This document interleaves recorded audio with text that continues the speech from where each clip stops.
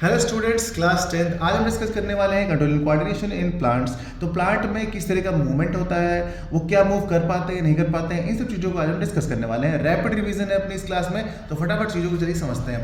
पहले समझते हैं क्या हमारे प्लांट जो है वो लोकोमोशन को प्रमोट करते हैं, क्या उनके अंदर लोकोमोशन होता है। ये क्वेश्चन एग्जाम में बहुत बार पूछा गया है। तो प्लांट्स लोकोमोशन नहीं करते हैं। दूसरा क्वेश्चन है क्या प्लांट्स के अंदर नर्वस सिस्टम होता है।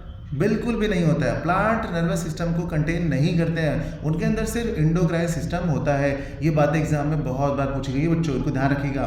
चलिए हम समझते हैं सबसे पहले अपना टॉपिक जिसमें है movement due to external stimuli, यानी कि बाहर से हम अगर उसमें कुछ स्टिमुलाई प्रोवाइड करते हैं तो क्या उस पर चेंजेस आएंगे। These movements are caused in response to some external stimulus such as जैसे लाइट का पड़ना हो गया, टच करना हो गया, ग्रेविटी की वजह से, केमिकल्स की वजह से, विंड की वजह से, एक्सेट्रा बहुत सारी चीज़ों की वजह से अगर हम बाहर से इफेक्ट डालते हैं तो क्या हमारे प्लांट में ग्रोथ में क्या क्या चेंजेस होने वाले हैं उनको समझना होता है। तो हमारे प्लांट जो है वो मूवमेंट करते हैं टू टाइप से। अब समझते हैं वो टू टाइप्स के मूवमेंट्स क्या होते हैं।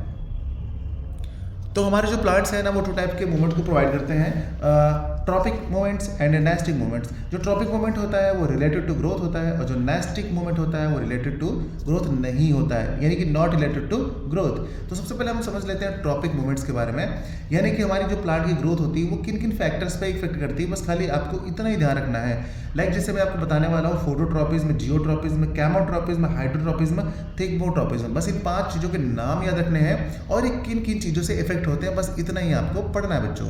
ठीक है, देखिए पहला अपना फोटोट्रॉपिज्म। फोटोट्रॉपिज्म बेटा किसकी वजह से होता है, ये आपकी लाइट की वजह से इफेक्ट होता है, यानी कि ग्रोथ टुवर्ड्स और अवे फ्रॉम लाइट, यानी कि लाइट की हेल्प से या लाइट की तरफ या लाइट से दूसरी तरफ ये बेंड होकर ग्रो करते हैं, इसी को बोलते हैं हम फोटोट्रॉपिज्म। जैसे कि कोई सीड आपने जमीन में डाल दिया है, उसके बाद वो जर्मिनेट होगी, अगर उस पर लाइट पड़ रही होगी, सनलाइट आ रही होगी तो वो ग्रो करेगी, अदरवाइज वो सड़ के खराब हो जाएगी। ठीक है, तो अगर वो ग्रो कर रहा है तो कुछ ऊपर ग्रो कर रहा होगा और कुछ उसके रूट भी ग्रो कर रही होंगी, तो ये इस टाइप का जो ग्रोथ देखने को मिलता है लाइट की वजह से, उसको बोलते हैं फोटोट्रॉपिज्म। आई थिंक आपको समझ में आ गया होगा। इसी तरीके से हमको सबके बारे में समझना है ना। ठीक है, थोड़ा आगे बढ़ते हैं और फिर समझते हैं के बारे में। तो दूसरा है हमारा जियोट्रॉपिज्म। जियोट्रॉपिज्म में क्या होता है, growth in response to gravity, यानी कि ग्रेविटी की रिस्पॉन्स में कोई भी प्लांट होता है उसकी जो रूट्स नीचे की तरफ ग्रो करती हैं, किसकी वजह से, ग्रेविटी की वजह से है। तो ग्रेविटी की वजह से जो भी इसमें ग्रोथ होती है उसको बोलते हैं जियोट्रॉपिज्म। क्लियर। अगला पॉइंट है केमोट्रॉपिज्म। अब ये केमोट्रॉपिज्म में क्या होता है, ग्रोथ टुवर्ड्स और अवे फ्रॉम केमिकल्स, यानी कि हमारे जो फ्लावर होते हैं, फ्लावर के ऊपर जो स्टिग्मा होता है, स्टिग्मा में कुछ केमिकल्स होते हैं, तो उनका जो केमिकल्स होता है ना वो अपने पॉलन ट्यूब्स के नीचे की तरफ आता है। तो जो ये केमोट्रॉपिज्म होता है ना, ये ग्रोथ होता है या तो उस केमिकल्स की तरफ या केमिकल से थोड़ा सा दूर जाकर ग्रो करता है, यानी कि ओवरी में चला जाता है अपना केमिकल। तो इस तरह के आपके चेंजेस को बोलते हैं केमोट्रॉपिज्म। अगर बात करते हैं हाइड्रोट्रॉपिज्म की, तो हाइड्रोट्रॉपिज्म हमेशा वाटर की वजह से होता है, वाटर की वजह से, यानी प्लांट की ग्रोथ में जो भी चेंज होगा अगर वाटर की वजह से, उसको बोलेंगे हाइड्रोट्रॉपिज्म। लास्ट है अपना थिग्मोट्रॉपिज्म। दिख रहा है आपको थिग्मोट्रॉपिज्म, थोड़ा सा और ऊपर कर देते हैं, थिग्मोट्रॉपिज्म।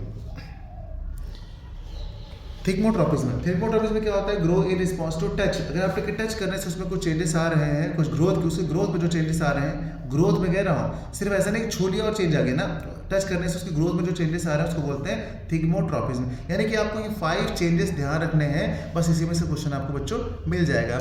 दूसरा समझते हैं, चलिए दूसरा चेंज क्या होता है। दूसरा चेंज होता है अपना nastic movement. Nastic movement not related to growth होता है। इसके अंदर 2 फैक्टर हमको पढ़ने ध्यान से, एक होता है थिग्मोनेस्टिक और एक होता है फोटोनेस्टिक। तो चलिए थिग्मोनेस्टिक और फोटोनेस्टिक को समझ लेते हैं। थिग्मोनेस्टिक आपका नॉन डायरेक्शनल मूवमेंट होता है इन रिस्पॉन्स टू टच, और इसका आपका सबसे अच्छा एग्जांपल है टच मी नॉट का प्लांट। अगर आप उसको छूते हैं ना तो तुरंत उसकी पत्तियां सिकुड़ जाती हैं। ऐसा क्यों होता है, क्योंकि वहाँ उसके लीव्स के पास टर्जर प्रेशर पूरी तरीके से बना होता है, और जैसे ही हम उस पर छू लेते हैं या उस पर डंडी मार देते हैं तो होता है क्या, वो प्रेशर तुरंत फॉल हो जाता है, उसकी वजह से पत्तियां सिकुड़ जाती हैं, और फिर से कुछ ही सेकंड में देखते हैं 25-30 सेकंड में वो पत्तियां फिर से खुलने लगती हैं। तो ये प्रोसेस होता है आपका टर्जर प्रेशर की वजह से। और उस प्लांट का नाम है टच मी नॉट, जिसका साइंटिफिक नेम होता है मिमोसा प्यूडिका, और हिंदी में उसे हम कहते हैं छुई मुई। और इस तरह के मूवमेंट को हम सिस्मोनेस्टिक मूवमेंट भी कहते हैं। बस आपको इतनी बातें ध्यान रखनी बच्चों, क्वेश्चन इसके बाहर बिल्कुल भी नहीं जाएगा। अगला है फोटोनेस्टी। फोटोनेस्टी क्या है, ये भी आपका नॉन डायरेक्शनल मूवमेंट है इन रिस्पॉन्स टू लाइट। ये लाइट की वजह से होता है फोटोनेस्टी, और इसके एग्जांपल ध्यान रखिएगा डेंडेलियन और मूनफ्लावर। यस, इतना ही सारी बातें जो मैंने आपको बताई हैं आपको ध्यान रखनी है, इसी में से आपका क्वेश्चन जो है बन जाएगा, इससे बाहर नहीं जाएगा। तो बच्चों अपना रैपिड रिवीजन था जो कि खत्म होता है। अगर आप इतनी बातें जान जाते हैं ना, तो इतनी बातों के बाद आपको कोई और नई चीज़ जानने की जरूरत नहीं है, बस इसी में से आपका क्वेश्चन बन जाएगा। यहाँ से शॉर्ट क्वेश्चन बनने के चांसेस ही अक्सर होते हैं और शॉर्ट क्वेश्चन ही बनता है। तो उम्मीद करते हैं कि आपको ये समझ में आया होगा। मिलते हैं अगली क्लास में। अगर आपको कोई डाउटफुल टॉपिक है तो आप हमें बताइए, हम आपको फिर से उसका भी टाइप रिवीजन करा देंगे।